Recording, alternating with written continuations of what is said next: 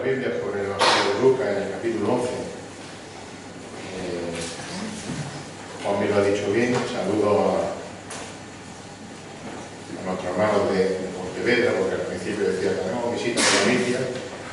Galicia es muy grande, no tanto como Andalucía, pero nuestro hermano viene de Pontevedra. Y solo déjame decir que sabéis que nosotros el privilegio que tenemos, todos sabéis que llevamos varios años colaborando, echando una mano, ayudando con la iglesia de Pontevedra en un campamento de jóvenes. Para nosotros una bendición, para la familia. Pero quizá sobre todas esas bendiciones, la más grande, una de las más grandes, son compartir ese tiempo también con personas como ellos, o hermanos como ellos.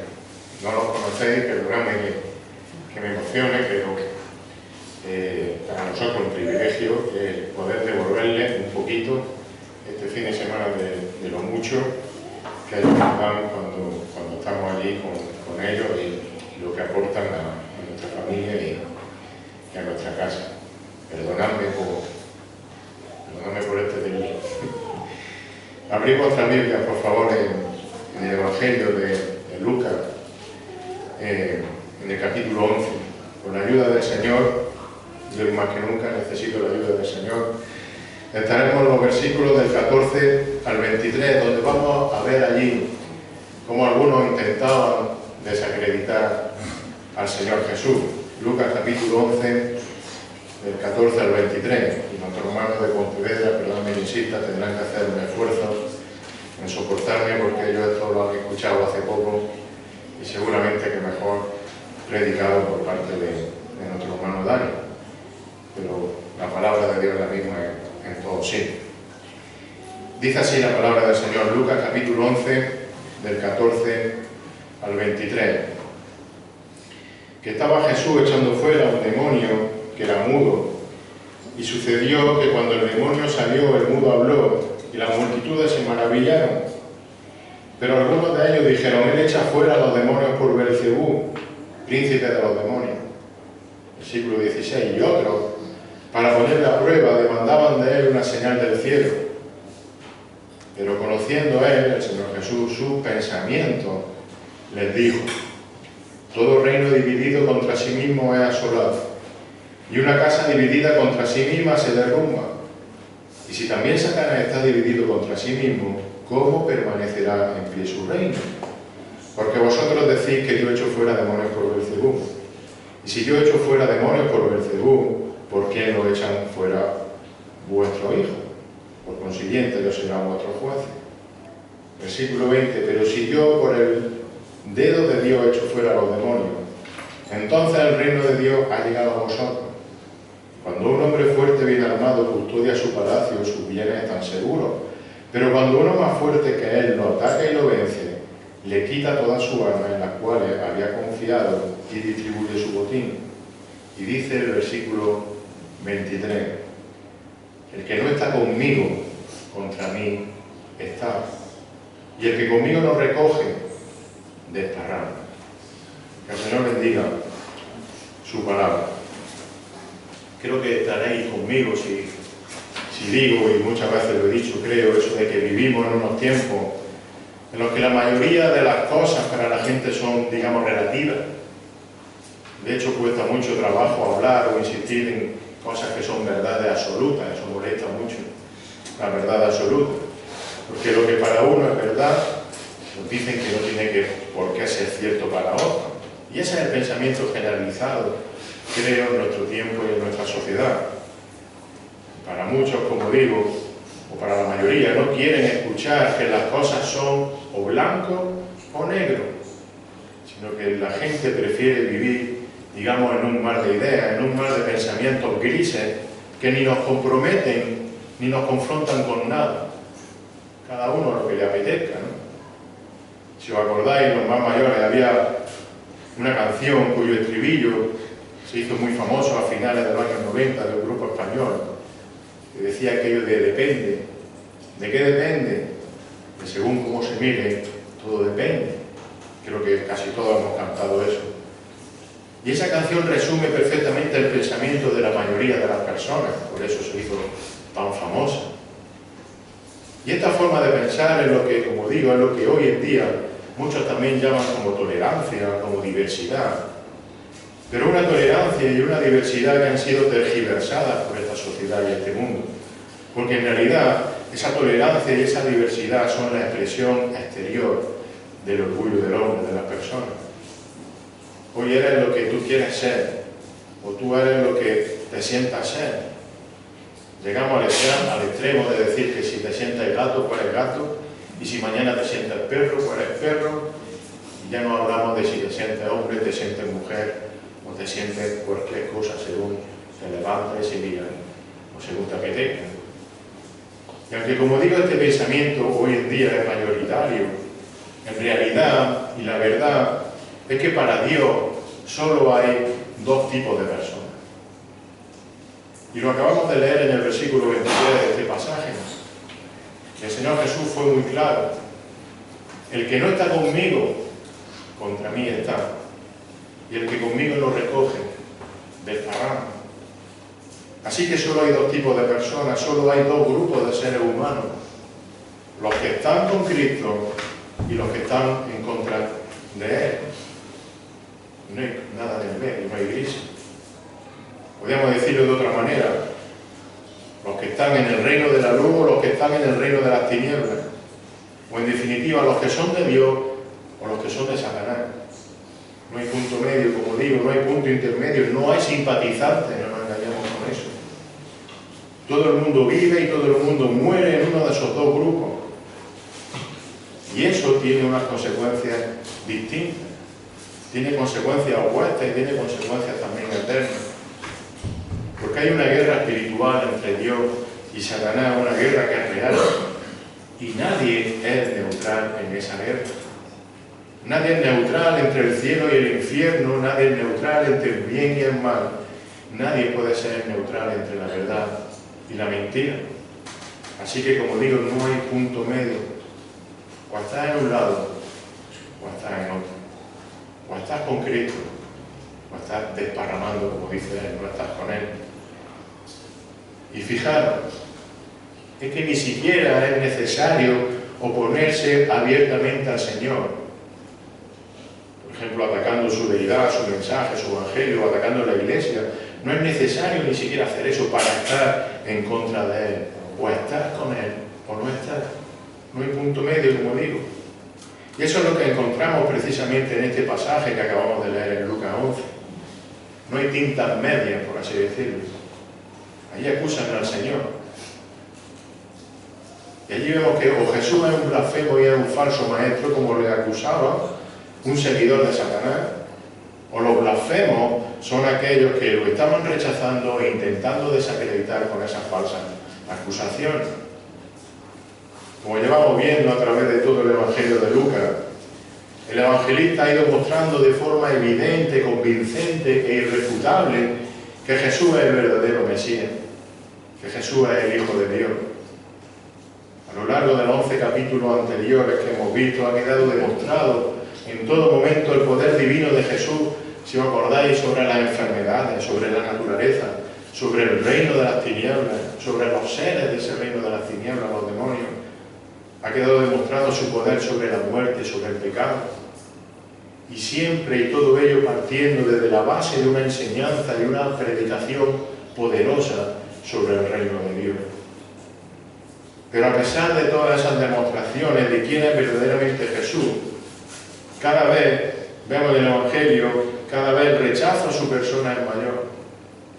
Por lo que el Señor, en esta escena que acabamos de leer, tiene que decir claramente, como dice en el versículo 23, mira, o estás conmigo o estás en contra de mí. No hay punto medio. Y la acusación que utilizaban estas personas para intentar desacreditar al Señor Jesús era muy grave. Según los dirigentes religiosos judíos, ellos decían que el poder que manifestaba Jesús, por el cual hacía todos esos milagros, provenía de Satanás y no provenía de Dios. Y esta no es la única vez que lo acusan de esto, este pasaje que hemos leído. Y es la única vez que el Señor recibe esta falsa acusación. Y ante esa falsa acusación vemos en el pasaje que el Señor responde. Y eso es lo que vamos a ver, como vamos a dividir en dos partes este pasaje, en Lucas 11, 14 al 23. Vamos a ver la acusación de la gente en los versículos del 14 al 16 y luego veremos la respuesta del Señor Jesús, versículos 17 al 23. Dice así otra vez el versículo 14, el 16, la acusación de la gente hacia el Señor. Dice que estaba Jesús echando fuera un demonio que era mudo, y sucedió que cuando el demonio salió, el mudo habló, y las multitudes se maravillaron. Y bien, y lo sigue el versículo 15. Pero algunos de ellos dijeron: Él echa fuera a los demonios por Belcebú, el príncipe de los demonios. Y otros, para ponerle a prueba, demandaban de él una señal del cielo. Si acordáis, los que estabais aquí el domingo pasado, Samuel nos decía que sin duda nunca ha habido ni ha existido alguien tan influyente a lo largo de la historia como fue el Señor Jesús. Nunca ha habido alguien que hablase y que enseñase con la autoridad y la sabiduría de Jesús. Eso es innegable. Ahora, sin embargo, lo que debería ser un total y perfecto reconocimiento hacia el Señor Jesús, hacia su persona, como estábamos diciendo antes, vemos en nuestro texto que en realidad lo que Jesús recibía en muchas ocasiones era el rechazo de la gente. Pero un rechazo que, según se acercaba el momento de la cruz, el tiempo de llegar a la cruz, ese rechazo fue cada vez mayor, fue cada vez en aumento. De hecho, tanto en el Evangelio de Mateo como en el de Marcos se nos describe una escena prácticamente igual a la que acabamos de leer en Lucas. Y no son textos paralelos, aunque son prácticamente iguales, incluso las mismas palabras, porque el texto de Mateo 12 y de Marcos 3, donde se relata esto, ocurrió bastante antes, como un año antes, cuando Jesús estaba todavía en Galilea. Recordad, para los que lleváis tiempo escuchando Lucas, desde el capítulo 9 el Señor ya está en Judea acercándose a Jerusalén. Luego ha pasado casi un año desde esas cenas de Mateo y de Marcos a esto de Lucas. Por tanto, fijaros, el hecho de que nos encontremos relatos tan parecidos y con palabras y mensajes prácticamente iguales, luego podéis leerlo en vuestra casa. Y como digo, en momentos diferentes, casi un año de diferencia, lo que nos está haciendo ver es la magnitud del rechazo hacia Jesús. Un rechazo reflejado en la propagación por parte de los dirigentes judíos de la mentira y de la blasfemia de que Jesús hacía milagros por medio del poder de Satanás. En este caso, lo que desencadenó esa acusación, en ese momento, esa escena de algunos que estaban allí entre la multitud, fue que Jesús, como en tantas ocasiones, expulsa a un demonio de dentro de una persona. Que, como hemos leído, primero lo que hizo fue que la gente se maravillase. Versículo 14, estaba Jesús echando fuera un demonio que era mudo, y sucedió que cuando el demonio salió, el mudo habló y las multitudes se maravillaron. Pero sigue diciendo en el versículo 15 que algunos se dedicaban a difundir, ¿sabéis lo que es eso? Murmurar, difundir, murmurar la mentira de que Jesús echa fuera a los demonios por Belcebú, príncipe de los demonios. Y todos sabemos que los milagros que Jesús hacía eran evidentes. Eran evidentes, todo el mundo lo veía, que no había ni trampa ni cartón, como decimos nosotros. No se podía dudar de que eran reales, no eran trucos. Así que fijaros, la única manera que tenían aquellos dirigentes religiosos de desprestigiar a Jesús era atacando la fuente o el origen del poder con el que Jesús sanaba y expulsaba demonios, porque los milagros eran evidentísimos de que eran reales. Por tanto, la acusación era que Jesús hacía milagros bajo el poder de Belcebú, dice el pasaje. Es decir, bajo el poder y la orden del mismo Satanás. El intento de desprestigiar a Jesús no podía ser mayor o más horrible. Porque al asociar el poder de Jesús con el príncipe de los demonios, con Satanás, estaban poniendo, fijaros, al mismo Hijo de Dios como siervo bajo el mandato de Satanás. Y eso es terrible, aparte de mentira, evidentemente. Porque nosotros sabemos que el poder por el que Jesús hacía estos milagros venía del mismo Padre y del Espíritu Santo, del mismo Dios. En Mateo 28, 18, allí dice que acercándose Jesús le habló diciendo, dice allí el Señor, toda autoridad me ha sido dada en el cielo y en la tierra, el Padre. O en Colosenses 2.9 el apóstol Pablo afirma sobre el Señor Jesús que toda la plenitud de la deidad reside corporalmente en Él. Y eso es indudable.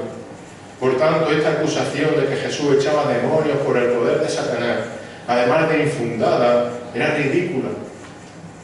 Pero no solo ridícula, sino que también es la acusación, como he dicho antes, más grave y con la peor consecuencia para aquel que hace esa acusación. ¿Por qué? Porque blasfemar contra Jesús es blasfemar contra el Padre y contra el Espíritu Santo. Y sabéis, ese es el pecado que Dios dice que no va a perdonar nunca. El Señor Jesús dijo en Mateo 12, fijaros 31 y 32, dice allá el Señor, pero eso os digo, que todo pecado y blasfemia será perdonada al hombre, pero la blasfemia contra el Espíritu no será perdonada. Y cualquiera que diga una palabra contra el Hijo del Hombre se le perdonará, pero al que hable contra el Espíritu Santo no se le perdonará, ni en este siglo, ni en el venidero. Y ante esto, yo creo que es increíble, es asombroso, la ceguera espiritual que el pecado y que Satanás produce en el hombre, que le lleva a atacar de esta manera al mismo Hijo de Dios. Mirad, el pueblo de Israel, todos lo sabéis, creo que lo sabéis. Ellos llevaban años esperando la venida del Mesías prometido. Siglos.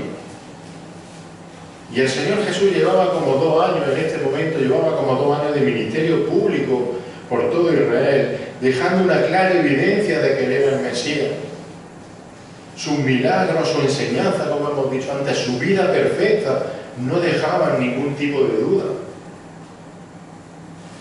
Sin embargo, estas falsas acusaciones y murmuraciones, que en un principio parece que eran de unos pocos, se fueron haciendo cada vez más huecos, como suele trabajar la murmuración. Se fueron haciendo huecos entre la gente de tal manera que poco tiempo después de esta escena, ¿qué pasó? Que esa multitud que hemos leído que se maravillaba, pocos meses después, estaban gritando, estaban pidiendo al grito su muerte en una cruz. ¿Cómo nos ciega el pecado? Pero no solo les bastaba con murmurar y con blasfemar sobre Jesús, sino que había otros, leemos, que quizá entre la cobardía de sentirse respaldado o escondido entre la multitud, entre la masa allí, dice el versículo 16, que para ponerle a prueba demandaban de él una señal del cielo. Claro, eso puede parecer muy bonito en principio. Ay, Señor, haz un milagro, que queramos ver un milagro, qué bueno, ¿no? Mirá, esto en realidad no estaban buscando ver la verdad sobre el poder de Jesús. ¿Os acordáis? Seguro que sí. De aquellos que se burlaban de Jesús en la cruz. Vamos a leerlo, Mateo 28, 39 al 42. Porque es exactamente lo mismo que le estaban haciendo a esto al Señor. Mateo 28, 39 al 42 dice, estaba el Señor en la cruz, que los que pasaban le injuriaban, meneando la cabeza, decía, haciéndole burla, y diciendo, tú que destruyes el templo y en 3 días lo reedificas, sálvate a ti mismo, si eres el Hijo de Dios, desciende de la cruz, haznos una señal. Se estaban burlando de él. De igual manera, versículo 41, también los principales sacerdotes, junto con los escribas y los ancianos, burlándose de él, decían, a otro salvó, a sí mismo no puede salvarse. El Rey de Israel es que baje ahora de la cruz y creemos en Él. Haznos una señal. Así que en realidad a estos que le pedían una señal, a estos que le estaban diciendo, haznos otro milagro, lo que estaban haciendo era intentar burlarse de Él. Se querían burlar de Él diciéndole, defiéndete de la acusación. Esa acusación de que está actuando, sirviendo al diablo, haciendo más milagros. Como si él fuese una atracción de feria. A ver si eres capaz de hacer otro. Pero el Señor no cayó. El Señor no iba a caer en la tentación. El Señor no cayó en la burla que esta gente buscaba. De hecho, fijaros, pocos versículos más adelante, en este mismo capítulo de Lucas 11, el Señor los llama generación perversa. A estos, Lucas 11, 29, dice que como la multitud se aglomeraba, comenzó a decir, esta generación es una generación perversa. Reina Valera dice mala, perversa, mala. Y lo explica el Señor, busca señal. Pero ninguna señal se le dará sino la señal de Jonás. Así que ante la acusación falsa y blasfema, el Señor no cae en la tentación de hacer más señales, no cae en la burla, pero sí responde a esa falsa y blasfema acusación. Eso es lo que vamos a ver ahora, versículo 17 al 23. Dice el 17 que conociendo él sus pensamientos, les dijo, todo reino dividido contra sí mismo es asolado, y una casa dividida contra sí misma se derrumba.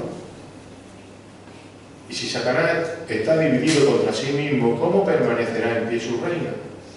Porque vosotros decís que yo echo fuera demonios por Beelzebú. Y si yo echo fuera demonios por Beelzebú, ¿por qué lo echan fuera vuestros hijos? Por consiguiente, ellos serán vuestros jueces. Pero si yo por el dedo de Dios echo fuera los demonios, entonces el reino de Dios ha llegado a vosotros. Cuando un hombre fuerte, bien armado, custodia su palacio, sus bienes están seguros. Pero cuando uno más fuerte que él lo ataque y lo vence, le quita todas sus armas en las cuales había confiado y distribuye su botín. Y el que no está conmigo, contra mí estará. Y el que conmigo lo recoge, desparrama. Parece que es un trabalengua, ¿que sí? Bueno, voy a intentar explicar. Porque es preciosa la respuesta del Señor. Mira, ante la falsa acusación de uno y el intento de burla de otro, el Señor podía haber respondido de forma, digamos, brusca, dura a estas personas. Se lo merecían. Sin embargo, en una muestra de su carácter compasivo, el Señor Jesús responde de forma, vemos que tranquila. Pero que responda de forma tranquila no quiere decir que a la vez les muestre y saque a la luz que las acusaciones contra él y el intento de desacreditarlo no tenían ningún tipo ni de lógica ni de consistencia y que espiritualmente no tenían ningún valor espiritual, no valían para nada. Porque lo que aquel grupo de blasfemos estaban susurrando y murmurando entre la multitud puede que incluso, fijaros, no llegase directamente en aquel momento a los oídos de Jesús. Estaban allí murmurando entre la multitud, entre la gente, y el Señor a lo mejor ni directamente lo escuchaba. Ahora, sin embargo, por su omnisciencia, el Señor sabía perfectamente lo que había en sus cabezas, como sabe lo que hay en nuestra cabeza y en nuestro corazón ahora mismo. Dice el versículo 17 que conociendo él sus pensamientos.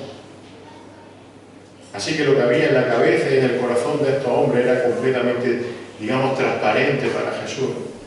Él sabía, por tanto, que esos pensamientos y esos comentarios eran totalmente pecaminosos, blasfemos, eran incluso condenatorios, era lógico que fuesen condenados. Y en esa situación de total rechazo y de repudio hacia el Señor Jesús, como digo, el Señor podía perfectamente, por ejemplo, qué fácil hubiese sido haberlos dejado, como decimos nosotros, a su suerte. Ahí os quedáis.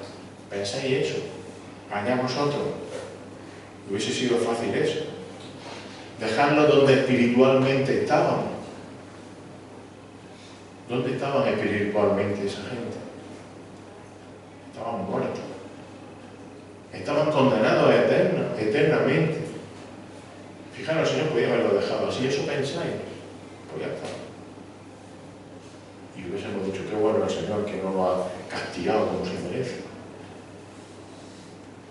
Esa era la situación de esas personas, como digo, era la situación que incluso se habían ganado a pulso voluntariamente atacando de esa manera al Señor Jesús, con mentiras.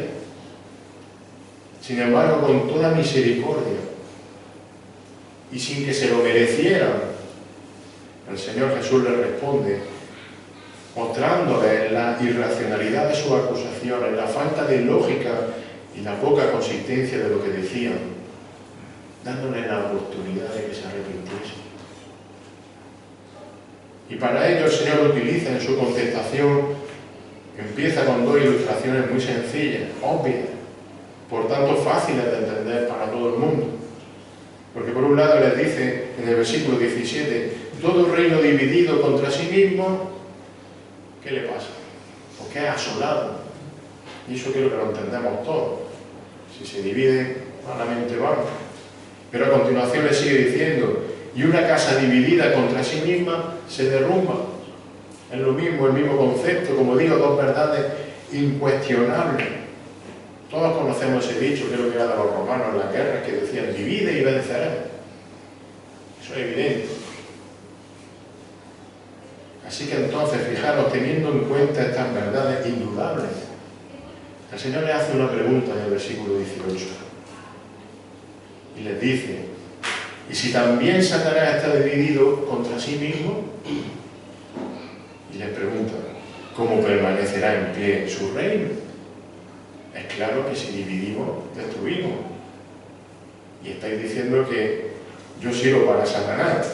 Entonces, si Satanás está dividido, ¿cómo va a permanecer en pie su reino? Fijaros, con esta pregunta el Señor está evidenciando la falta de lógica, lo absurdo de la acusación de que Jesús estuviese sirviendo a Satanás, echando fuera demonios y derrotando demonios por el mismo poder de Satanás, de Belcebú. Es decir, por el jefe, por el príncipe de esos demonios. Es como si él le estuviese diciendo, ¿acaso Satanás va a atacarse a sí mismo? ¿Acaso Satanás va a derrotar y hacer daño a sus propios demonios? ¿Acaso Putin va a bombardear Moscú? Perdóname el ejemplo, bombardea Ucrania. Por tanto, no tiene ninguna lógica que el propio Satanás le dé poder a Jesús para que derrote a sus demonios, para derrotar y para destruir, en definitiva, a su propio reino de las tinieblas. Cuando Satanás lo que quiere es completamente lo contrario. No tiene lógica lo que estáis diciendo. La acusación de que Jesús echaba y expulsaba demonios por el poder de Belcebú, como digo, es ilógica, inaceptable. Por tanto, de nuevo la única opción que les quedaba a aquellos que querían desprestigiar a Jesús era reconocer y aceptar que el Señor estaba expulsando y derrotando demonios solo por el poder de Dios. No había otro motivo u otra manera. Pero es que siguiendo ese razonamiento de la respuesta de Jesús, seguimos viendo en el versículo 19, que esa acusación, además de ilógica, tampoco tiene consistencia ninguna, podríamos decir. Versículo 19, les dice otra vez el Señor, ¿y si yo echo fuera demonios por Belcebú? Como estáis diciendo, le hace una pregunta, ¿por quién lo echan fuera vuestros hijos? Es como si el Señor Jesús les dijese ahora, mirad, imaginaros que es verdad lo que estáis diciendo, venga, pues lo acepto, es verdad. O imaginemos que de verdad he hecho fuera demonios por el poder de Belcebú, como vosotros decís. Es el razonamiento. Y entonces le hace una pregunta, no sé cómo definir esa pregunta, pero una pregunta que difícilmente ellos podían responder. O mejor que no se iban a atrever a responder, porque se iban a pillar los dedos. Les dice el Señor, ¿por quién lo echan fuera vuestro hijo? Si de verdad es que yo lo he hecho por Beelzebú, venga, entonces vuestro hijo, ¿con el poder de quién están echando demonios fuera? Claro, necesitamos responder la pregunta, ¿quiénes son esos hijos que menciona Jesús en su pregunta? Mirá, el Señor está haciendo aquí referencia a esa clase religiosa de Israel, a decir rabinos, escribas, fariseos y todo tipo de personas cercanas a ellos. La gente que estaba allí sabía que entre los religiosos judíos, entre esos hijos que menciona Jesús en su pregunta, había personas que eran conocidos públicamente como exorcistas, que según ellos actuaban en el nombre de Dios incluso. En realidad, aunque se llamaban estos exorcistas y decían actuar en el nombre de Dios, también todo el mundo sabía que sus resultados no eran muy buenos, que digamos. Y un ejemplo muy claro, lo vamos a leer, en Hechos capítulo 11, aunque es posterior a esta escena. Pero allí se relata uno de esos típicos intentos fallidos de estos supuestos exorcistas judíos, esos hijos que está diciendo el Señor, los cuales incluso llegaban a utilizar el nombre de Jesús, pero que no tenían ningún resultado. Fijaros, Hechos 19. Hechos 19, versículo 11 al 16.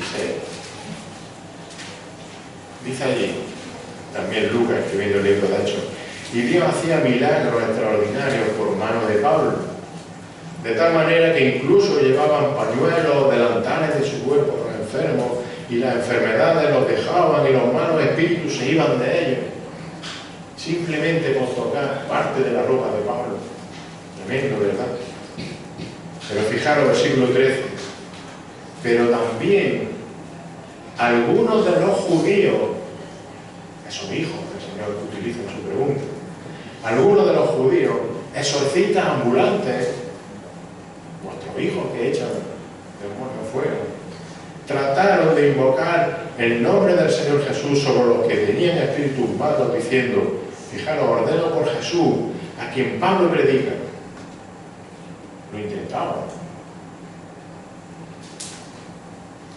Y explica a Lucas en el versículo 14, y 7 hijos de un tal Esteban, uno de los principales sacerdotes judíos, vuestro hijo, como la pregunta, eran los que hacían esto. Versículo 15, pero el espíritu humano respondió y les dijo, fijaros, a Jesús conozco, y sé quién es Pablo, pero vosotros quiénes sois. Como le dirían, ¿dónde vais? ¿Qué tenéis que ver vosotros con Dios? Y con Jesús. Jesús sí, Pablo también, vosotros.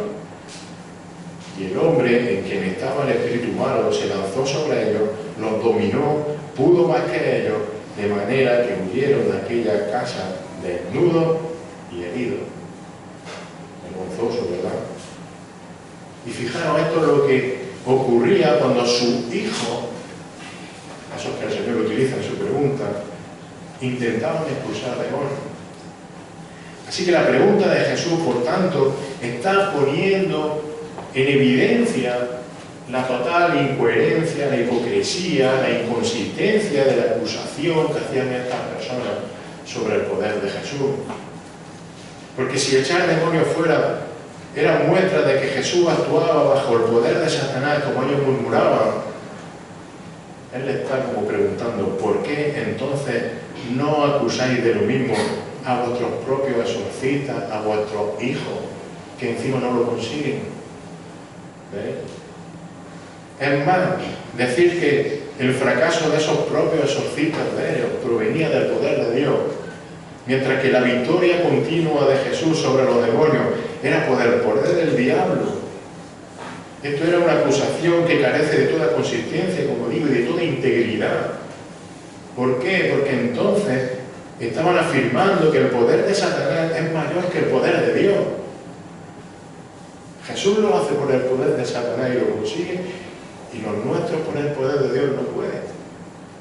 No tiene ninguna consistencia lo que te estáis diciendo. Es que no podía ni siquiera contestar a la pregunta porque se pillaban los dedos, ¿entendemos? Entonces la acusación contra Jesús no tiene lógica, no tiene consistencia, pero es que también carece de cualquier, digamos, valor espiritual. porque en realidad no había ningún fundamento para acusar a Jesús de actuar bajo el poder de Satanás, sino todo lo contrario. La conclusión es que Jesús actuaba por el poder de Dios. Y en concreto actuaba, como dice el mismo Jesús en el versículo 20. Él actuaba, dice ahí, por el dedo de Dios. Versículo 20.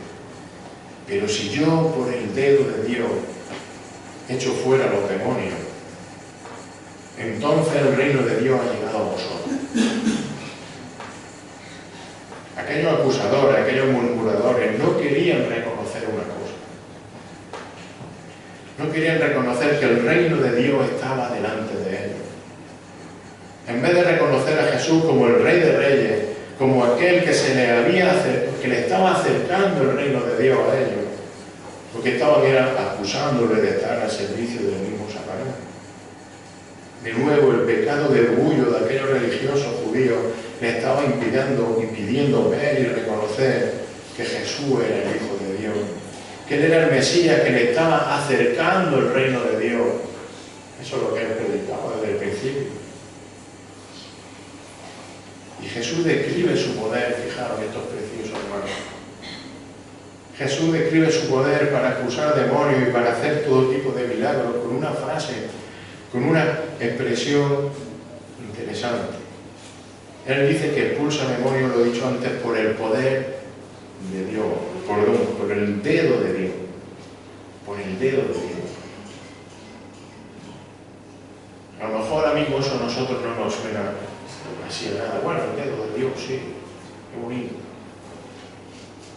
Pero aquellas personas que estaban allí escuchando al Señor, aquellos judíos, seguro que cuando escucharon esta expresión de por el dedo de Dios, su memoria se fue a cuando Israel sale de Egipto.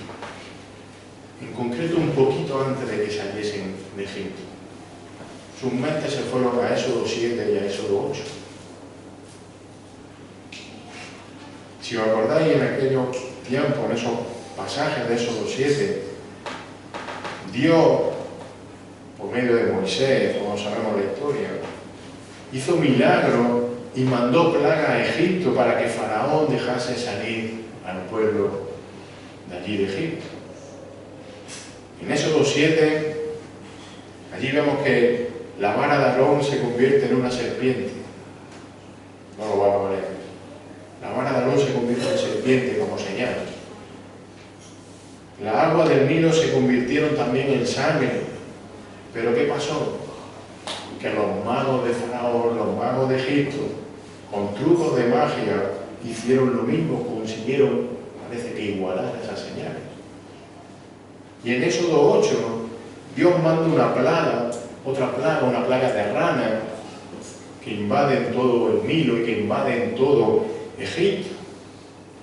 Y leemos allí que igualmente con encantamientos, leemos en la Biblia, los magos egipcios hicieron otra vez lo mismo. Vale. Y entonces seguimos en Éxodo 8. Dios manda otra plaga. ¿Sabéis de qué era la plaga? Mi mujer va a temblar de piojo. Digo, por los pelos de las niñas, todos sabéis lo que es. El Señor manda una plaga de piojo. ¿Y qué pasó allí? Que esta vez los magos ya no tenían truco, ya no tenían encantamientos para poder replicar lo que Dios había hecho a través de Aarón, de Moisés y de aquella vara. Y en ese momento, aquellos magos de Faraón, supuestamente los más listos y los más poderosos, tuvieron que reconocer que lo que estaba ocurriendo solo podía venir de la mano de Dios y del poder de Dios. ¿Y qué es lo que dije? Vamos a leer Éxodo 8, versículos 18 y 19. Dice que los magos trataron de producir piojos con su encantamiento, pero no pudieron. Y hubo pues piojos en hombres y animales. Versículo 19 de Éxodo 8. Entonces los magos dijeron a Faraón: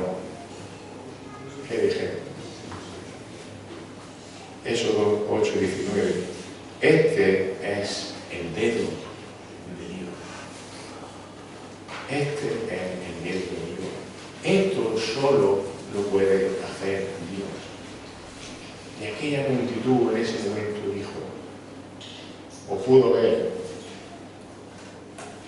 que el Dios que hacía que Jesús expulsase a demonios era el mismo Dios que había sacado a Israel de Egipto. Ahora, sin embargo, fijaros, mientras los magos de Faraón reconocen aquí el poder de Dios, los religiosos, los dirigentes judíos rechazan otra vez la evidencia del poder de Dios, actuando a través de su Hijo Jesucristo. Ese es el efecto del pecado del hombre.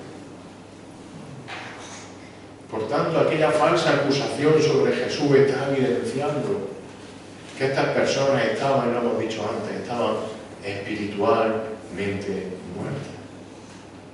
No podían ni siquiera ver la verdad.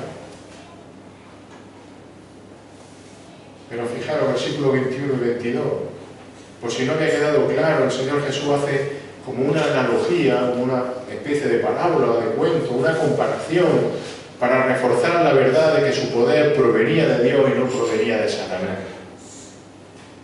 Y el Señor presenta en el versículo 21 a un hombre fuerte, bien armado, que custodia su palacio y sus bienes están seguros.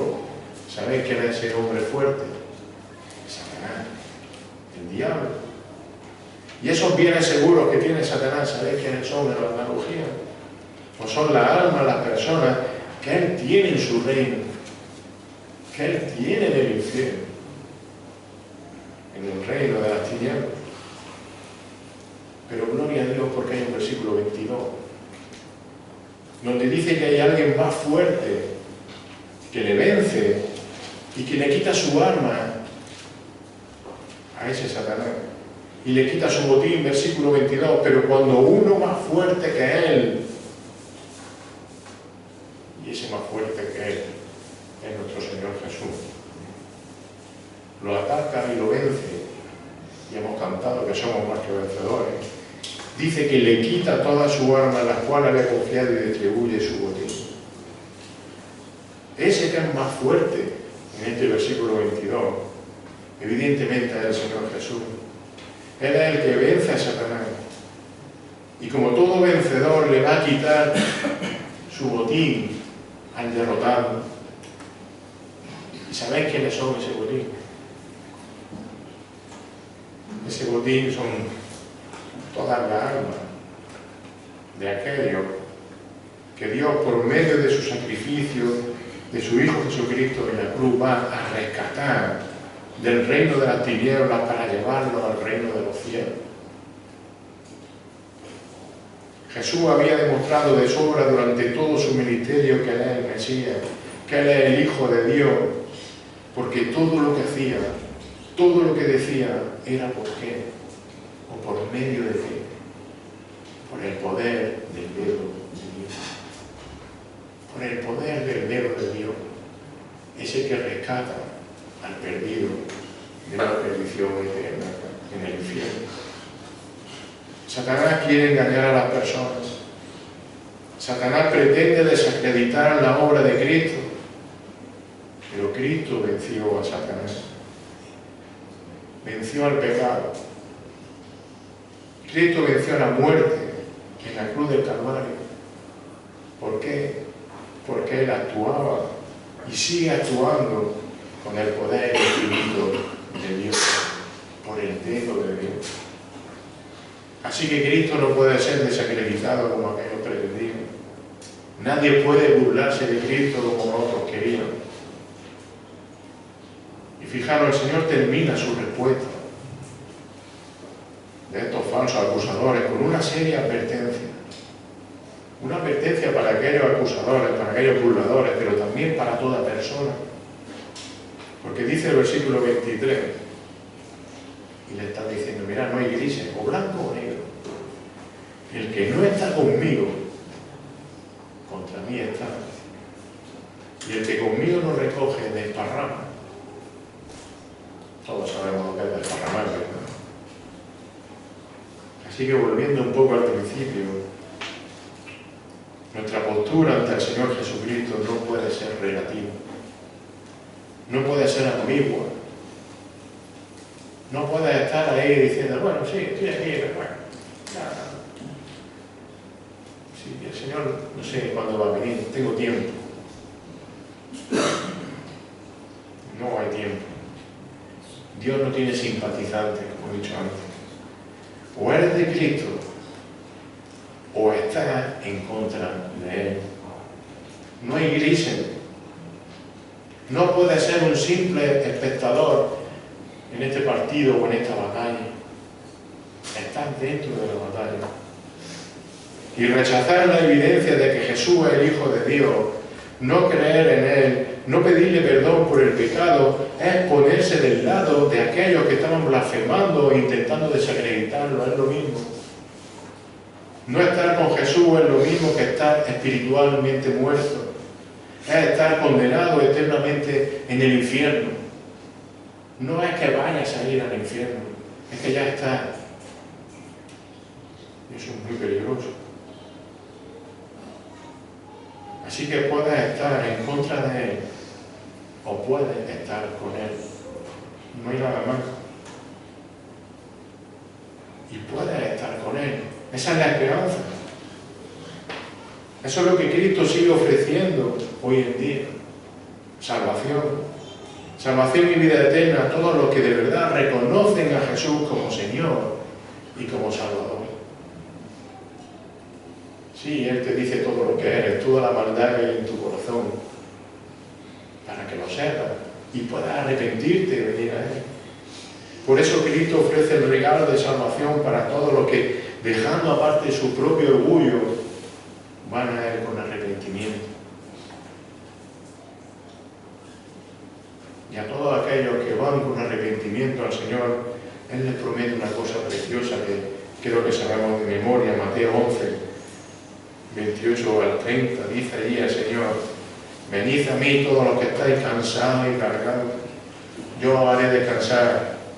Tomad mi yugo sobre vosotros y aprended de mí, que soy manso y humilde de corazón, y hallaréis descanso para vuestra alma, porque mi yugo es fácil y mi carga es ligera. La pregunta es sencilla en esta mañana: ¿estás con Cristo o estás desparramando? Tú tienes la respuesta. Señor, te damos gracias en esta mañana. Te damos gracias porque somos hijos del Dios Todopoderoso. Somos hijos del Dios creador de todas las cosas. Aquel que con su dedo tiene poder para mover todo el mundo, para crear la tierra, para crear los cielos. Aquel que con el chasquido de su dedo hizo la luz y hizo la noche. Aquel que con un dedo divide mares. Y aquel que con un dedo tiene poder para pagar por nuestros pecados en una cruz y darnos vida eterna sin merecer. Señor, te alabamos y te adoramos. Y te damos las gracias por la salvación que tú nos has regalado. Señor, y te rogamos y te pedimos que tú sigas derramando tu gracia y tu salvación entre las personas que no te conocen. En este sitio, en toda la ciudad, en todo el país y por todo el mundo, Señor. Y todo para tu gloria y para tu honra. En el nombre de Jesús. Amén.